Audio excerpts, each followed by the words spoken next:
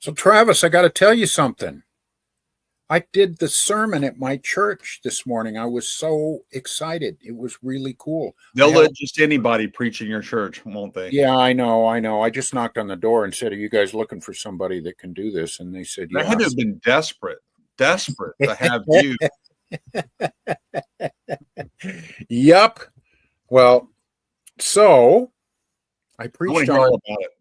Yeah, let's do it. I preached on Exodus 3, Yeah. on the burning bush a little bit, but mostly on I am that I am. And there's some really interesting stuff that I know we could spend a long time talking about. But let's start with the burning bush piece. Okay. And who are we? Who are we, Ross? We are Travis, and we are Ross, and we are Notes On, and we try to do Christ on purpose. And today we are going to talk about I am that I am. I am that I am. A That's beautiful right. text. It's frustratingly circular. It appears really simple at the first reading, and then it's like climbing a ladder that looks like it's 3 steps high, right? Yeah. When you first approach it. And every time you take a step up, 10 new steps appear. Absolutely. Before you can get to the top, with several ladders going off in different directions. And yes, you start opening that can, and it's like, wow, there is so much here, which is kind of what you would expect. I mean, I'm jumping ahead, but Moses basically asks God, "What is your name?" in a very, for someone who describes himself as not being very eloquent, he very eloquently asks God in a convoluted way, "Who are you? What is your name? I know you're the God of Abraham, Isaac, and Jacob, because you just told me that 6 verses ago. But what are you like? Who are you?" I think that's where he was headed with it. And that's absolutely where he's headed. Absolutely. Yeah. And so he says, "I am that I am." And wow, the whole, I remember Woody Allen described when he first decided to get involved in the arts. I think he saw a play or a concert, and the phrase he used was, "It blew the top of my head off." Right. And that's kind of how I have felt digging into this. It's just really a lot of fun. Yeah, it's one of my favorite texts in Scripture. It's so packed with so much about God and how he interacts with us. Yeah. And it's so misinterpreted by so many biblical scholars. Well, let's get to it. Yeah. I want to talk a little piece about the burning bush, though, that I thought was really interesting that I had never noticed. Let me read. I think that picks up at verse 2. So Exodus 3:2. This is in the ESV. "And the angel of the Lord appeared to him in a flame of fire out of the midst of a bush." So this isn't just a flame. It's God himself, many believe Christ, appearing as a flame. And then he says, "He looked, and behold, the bush was burning, yet it was not consumed. And Moses said, I will turn aside to see this great sight, why the bush is not burned." And it's really interesting, Travis, that he doesn't say, "I want to see the burning bush." He says, "I want to see this bush that's burning, that isn't being consumed."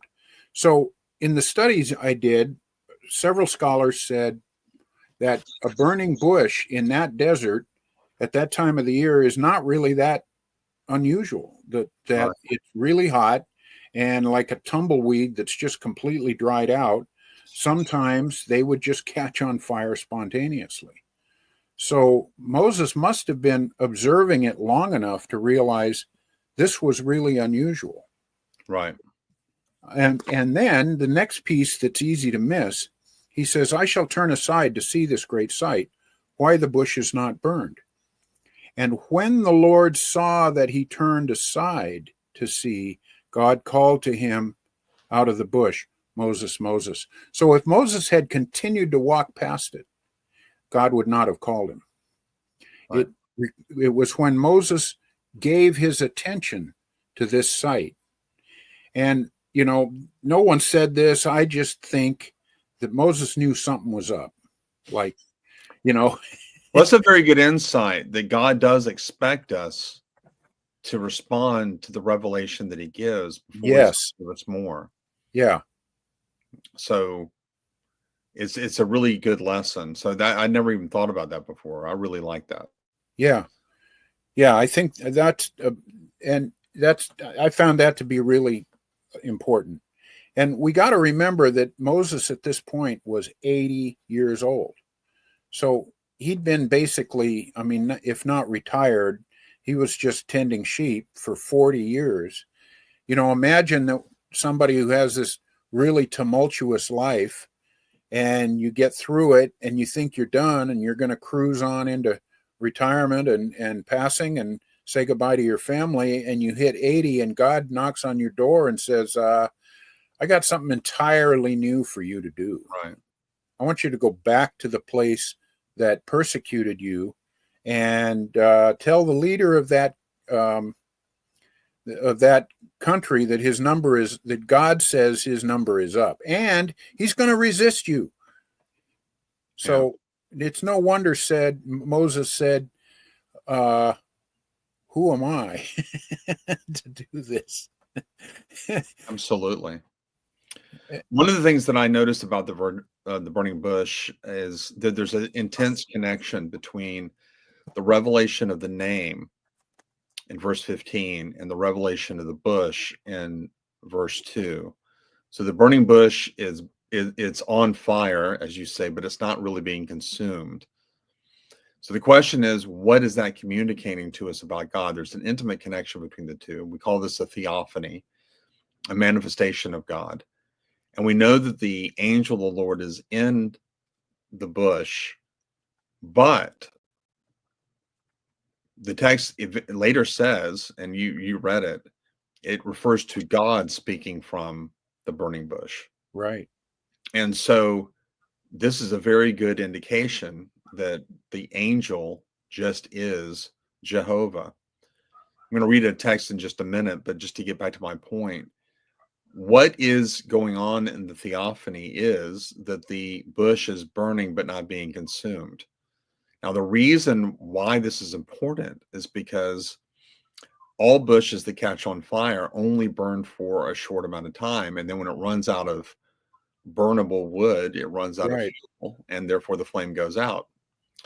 But this is a bush that's not being consumed. So what it's communicating to us is the self-existence of God. That's right. God is a fire that depends on no fuel for him to burn. Right? God is a being that depends on nothing for his existence. And so when we later get to I am that I am, God is telling us, when Moses says, what is your name?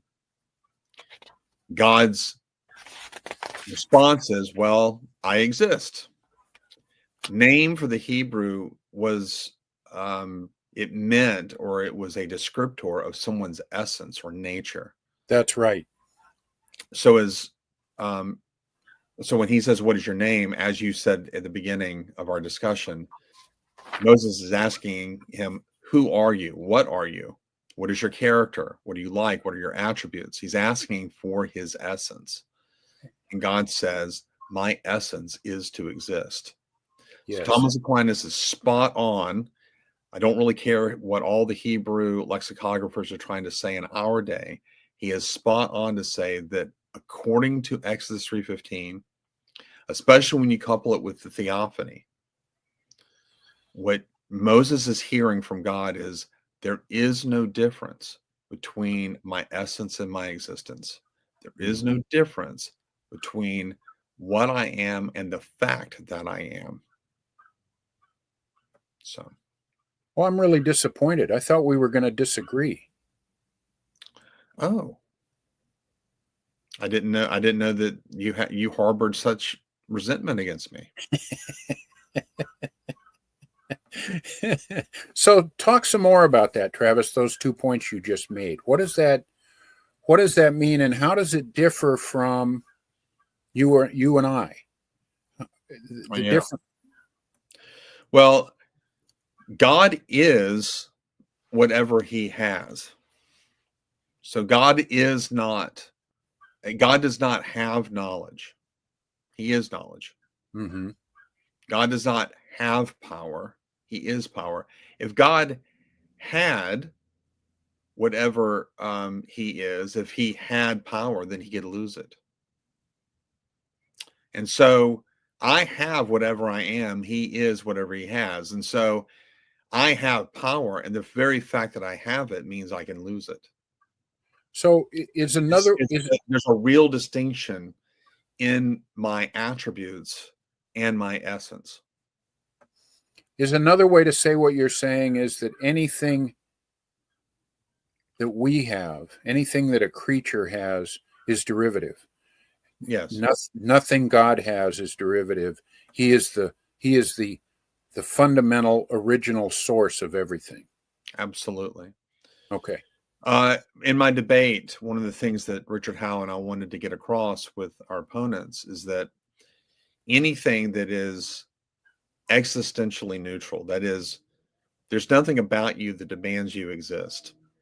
Mm-hmm. The world would get along just fine without you. Oh.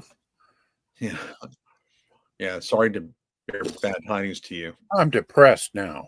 Yeah. I know it's a surprise to some. Don't tell my wife. Yeah. So it's a surprise to a lot of people, but the world can get along just fine without you. So you are existentially neutral. That you're whether you exist is of no real genuine consequence in the sense we're talking about here. Yeah. But like a swimming pool that is a swimming pool in and of itself is neutral with respect to it has water. So if I walk by a pool, I see it's filled with water. I have to posit a cause for the pools being filled with water. Maybe it was rain. Maybe somebody pulled out a water hose and put it in the pool and turned on the water hose.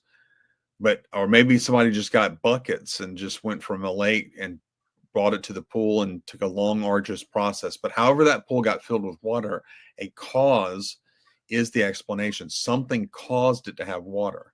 Right. Why? Because it is neutral with respect to water. I am neutral with respect to existence. And so I have to have a cause for my being. But Exodus 3:15 is saying that God's essence is to exist. He's not neutral with respect to existence because he must exist. Right. I'm a maybe and he is a must be. I can not be. He cannot not be. Right. So, and this is the heart of classical theism. The heart of classical theism is the simplicity and self-existence of God. And you're getting all of that right here in the text. There is no real distinction between what God is and the fact that God is. And therefore, God exists a se, from himself, Mm-hmm. without any cause whatsoever. And I think, yeah, to me, the one fact that really nails that is when you start thinking through the existence of time, and you realize that, even science tells us that time came into existence with the universe. Mm-hmm. Well, gee whiz, the Bible said that a long time ago. And what does it look like for a being to simply exist? We can't even imagine what that looks like. But God just exists. And if you take that, then it makes sense when the Bible says God never changes. Well, how does a being that is not subject to time change anyway? Everything is in his head. Everything is said and done at any moment. That's the wrong word because it's a temporal word, but that's all we've got when we think about this stuff. Mm-hmm. At any moment for God, all the past, all the present, all the future is in front of him as one piece that never changes. Absolutely. We believe, the classical theist believes that God is pure actuality with no potency or passive potency in his being, meaning he doesn't have potential that is unrealized. So he's not working on his character. He's not a work in progress. God is pure actuality, or as I like to say, pure essay or pure act. You know, there's a consequence to this, Travis, that is really profound when you think about it, and that is that means that all of human history and the death and crucifixion of Jesus Christ has always been forever, for eternity, real and in front of God. We think of it only as, as a timeline, like it happened, in Old Testament times, it hadn't happened yet. And then in Jesus' time, it happened, and now it's in the past. But for God, it's always been there. The whole line of history has always existed. Right. Yeah, that is a belief that many classical theists hold. It really depends on whether you uphold what is called the A theory of time or the B theory. Yeah. And I think you could reconcile this classical theism with the A theory. So I think that it fits with both views of time. But because the question now becomes, how does God relate to time? Well, if God were in time and affected by it, then he would have potency in his being. And the open theists would be right. Yeah, the open theists would therefore be right. And so God has potential. And so he has contingent attributes. So the classical view of God just unravels once you put God in time. He can't be pure act anymore. He and I would say he probably couldn't know the future, although someone like William Lane Craig is going to demur. Which, by the way, I'm finally getting my copy of his Systematic Theology. I'm getting it Tuesday. Oh, good. At least according to the good word of Amazon. We'll see. I've been waiting for a long time for that. But which Tuesday? Yeah, it's supposed to be this coming Tuesday, but good. And we're recording this on a Sunday night, and so that's 2 days from now. So when this is airing, I should be enjoying the fruits of my my purchase from so long ago. Outstanding. But he's going to be arguing in that book, I'm sure, that God was drawn into time at creation, and therefore he's affected by time, and therefore God has contingent properties. Some of his properties are essential, like say his omniscience, and some of his properties are contingent, like his immutability. So when God was drawn into time, he experiences intrinsic changes. Okay, so a lot of painful things happen once you draw God into time. I've never said this. I've thought this about that, and so forgive me if I don't spit it out really clearly, but it seems to me that there's got to be a logical contradiction in there if he's right, because during that eternal existence, when there was only God and no time, didn't he, part of what he could observe would be that moment, there's that temporal word again, but that moment when he slipped into time, and it doesn't work. It seems like. I agree with your critique, and I can develop it in just it'll take me about a minute to develop it. Yeah, go ahead. Before I develop the critique, I'll try to steelman Craig a little bit. Okay. What Craig does is, when it comes to moments, Craig speaks of moments as logical moments in the mind of God, which, by the way, is not terribly incoherent. An atemporal being, we can, for the sake of nomenclature, speak of a virtual distinction. All distinctions in God, if you're a classical theist, are virtual, except the real distinction that pertains to the Father, Son, and Spirit. And incidentally, my lecture on the Trinity just aired. So those that are watching this, if you're hazy on at least how a classical theist can hold to the Trinity, you can go to consider this and watch the lecture. But the only real distinctions, therefore, in God are the real distinctions between the Father, Son, and the Spirit. An attribute of God is not the same thing as a personal relation. So like omnipotence is not the same thing as the Son, unless you want to say that the Son is one with his essence, which a classical theist would want to say. Okay, so if I make a distinction between, say, God's power and his eternity, that is only a virtual distinction, meaning that even though in God his eternity and his power are one and the same, there's something about God that makes it true for me to say he acts by his power and simply endures through his eternity. Or the old conundrum, if God is simple, why doesn't he forgive? Why can't he forgive by his justice and condemn through his mercy? Right.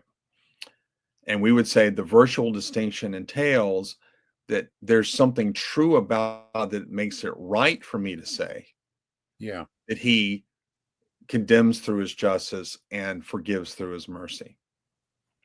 So that's a virtual distinction. It's not a real distinction, because if it were a real distinction, God wouldn't be simple. But it's not a purely nominal distinction either, or else I wouldn't be able to know God. So the classical tradition is very keen to balance out the mystery of who God is, but not at the point of sacrificing God's knowability. Because if you sacrifice the knowability of God, then what Jesus says is not true, that this is eternal life, that they may know you, the one true God, and Jesus Christ whom thou hast sent. So the classical tradition has done a wonderful job balancing all this out for us. And so to pull the thread at simplicity is to unravel everything, including the Trinity. Okay. Now, are there logical moments in God, therefore? Well, you can speak of logical moments in a virtual sense. There are virtual distinctions in God. So there's something true about God. There's something about God that makes it true to say that he knows all possibilities through his natural knowledge, and he knows all realities through his free knowledge. His natural knowledge being his total comprehensive knowledge of all that could be, and his free knowledge being his comprehension of what is, based on his free decision to make this world and not another. And Craig, of course, has in the middle of those two, middle knowledge, where he not only knows what I could do and what I will do, but what I would do had I been placed under different circumstances. Yes. Now, Craig admits that this doctrine destroys God's pure actuality. Because if God has middle knowledge, then that means that he must, in some sense, depend upon the creature to receive said knowledge. Because what makes these so-called counterfactuals of free will, what I would do in this circumstance and not another, what makes those true? Well, God doesn't make them true, right? Because if God made them true, then it would be based on his decree. And it wouldn't be free will. And Craig would be the first to say it would be free will. So what is it that makes it true? Well, it's the creature that makes these true. It is just the fact that I would do this here under these circumstances and not in others. And so where does God therefore get his knowledge? He must get it from the creature. Okay. That means that God's knowledge is dependent upon the creature. And so, as Garrigou-Lagrange, the great Thomistic theologian, said, Molinism, or this doctrine of mental knowledge, is a dream whereby the creature forgets that he's a creature. Because if I'm contributing to God's knowledge, then God cannot be purely a se or self-existent. He cannot be simple. And now we're often running into a world of problems. But what does the prophet Isaiah say? God has no counselor.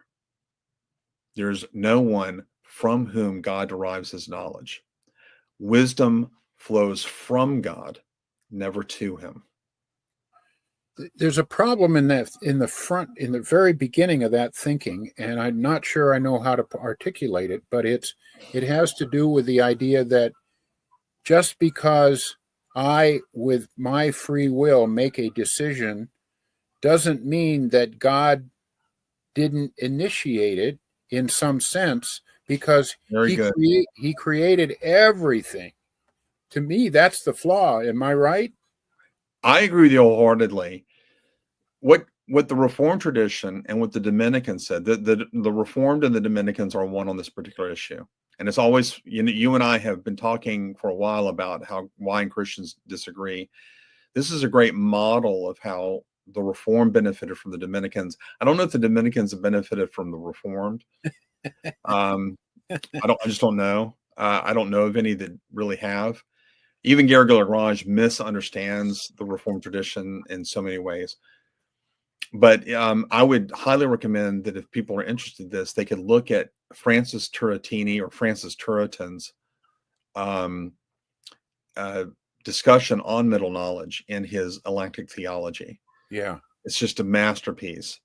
And you can compare it with what someone like Garrigou-Lagrange says, and they're both saying many of these critiques overlap. And what these individuals are saying is that the idea of a middle knowledge where these counterfactual truths are just sort of floating around, they're either really existent, in which case they exist independently of God, or they're just names we give to truths, but they don't have any real independent existence, in which case you collapse it back into natural knowledge. It gets messy. Yeah. So anyways, it gets really messy. But if there is like a truth out there that just exists as a surd eternally, that says that if Ross Hoagland is in circumstance A, he's going to do B, then that means that the circumstances determine your behavior. And so the Reformed and Dominicans would say this destroys free will. That's right. So the irony is that in making your will autonomous, you've actually destroyed the very thing that you're trying to preserve. And this is why I get really mad at my Calvinist brothers who say, well, I don't believe in free will. I know what they're trying to say. They don't believe in the Arminian view of free will, or they don't believe in the Molinist view of free will. But if you don't believe in free will, you destroy human responsibility. Right. And what they should say is That's that right. the Thomistic and Reformed traditions are the only ones that really preserve free will. Because what we say is that God is so powerful that he can actually accomplish his ends through contingent effects.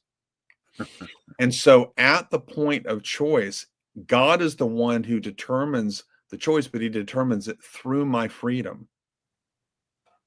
Yes. So my freedom is never lost in so choosing this rather than that. It is very intimate and very personal. So in one sense, God determines it all, but in another sense, it's not that I'm participating with God in some, like we're both rowing the boat together or whatever. It's so intimate that God is determining it, but he's doing it in such a way that my freedom is preserved. Yeah. And if free will doesn't exist, it just blows up so many things in the Bible. It means love doesn't really exist. Right. It makes God a moral monster. It means that he's just a bored deity, that was looking for some entertainment, and he thought he'd write this script and produce it, and there's really nothing at stake if there's no free will. It's an absurd. If you take it to its logical end, it makes the Bible ridiculous. Absolutely. And I would say if you do embrace this Molinistic view, the great irony is that you've embraced a position that destroys human freedom. That's the irony, because no one wants to preserve free will more. And I say this out of sadness. I think my Reformed brothers should want to preserve free will more than they do. The Molinists and the Arminians are doing everything they can nobly to preserve human freedom, but they end up destroying it with their doctrine of middle knowledge. Do they see that? No, they're going to put up all kinds of resistance. We can end with this. An essay came out a few years ago in JETS, and I was mentioned in the essay, and it's one of my highest compliments as a would-be scholar. I don't even think highly enough of myself to call myself a scholar, but I'm a would-be scholar, and it's the highest compliment I've ever been given, because in the essay it says, he mentions this critique I've given of middle knowledge. He goes, he's talking about Bavinck, Herman Bavinck, who was one of the greatest theologians in history, and he goes, Campbell makes the same mistake as Bavinck. And so I'm like, okay, well then I've arrived. I've made it. I made the same mistake as Herman Bavinck. So I've always been proud of that moment, that I was called out as making the same mistake as Bavinck. Unfortunately, we've made the mistake of thinking we had enough time to talk about all of this. Oh my goodness, here we go again. Well, this is another thing that we can spend a long time on and have a lot of fun, and we're going to keep going. So let's do it. God bless you, sir. You too. We'll see you all next week.